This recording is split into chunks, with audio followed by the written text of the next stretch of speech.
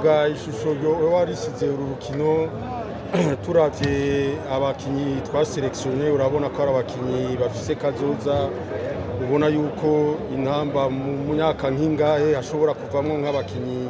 bashika nka 4 canke 5 bazoba bari mu mugwi mukuru w'intamba mu rugamba. Navuga yuko twahinduye uravye ingene twakinye mu rukino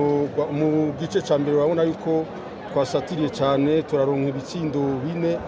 ariko no mu gice ca kabiri twari twababwiye muri mita turababwira ati twinjire no mu gice ca kabiri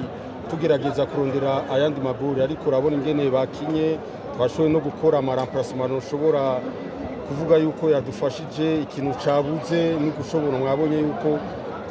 kabuze ugutsinda mwabonye yuko twaronse ama occasion twashitse imbere y'igori ryabo cyane ariko tugahusha cyane yuko habuze concentration imbere y'igori cyane cyane mu gice cya kabiri. Destin n'umukinyi muzi n'umukinyi mwiza amaze imisi nga muri vacances uravye n'urwego ingene yashoboye gukina urabona yuko hari ikintu congereje kuri we yagiye muri championnat novuga muri Maroc novuga yuko ari championnat iri hejuru cyane urabona ko yashoboye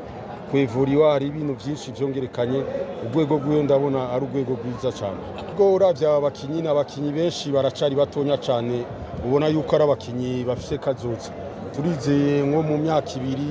kwanza uravye harimo bakenya bamaze no guhamagarwa mu muguserukira gihugu hariho Kevin hariho Keita n'abakinyi bamaze guhamagarwa birerekana yuko nko mu myaka 2 hari abakinyi ubona yuko bafise kazoza bishobotse bashobora kuzoba bari mu mugwi mukuru bo bizovana nimba urabona kenshi ikintu cica imigwi yo ngaha urabona nk'ubu aba bakinyi vyoba vyiza bashoboye kuza barakora nk'imimenyerezo hamwe bakamarana igihe kinini ariko murazi yuko umugwi serukira gihugu kenshi atamwanya wa entraînement ubaho usanga ari imisi 2-3 nk'aba bakinyi dushoboye kubagumana bagakora imimenyerezo hamwe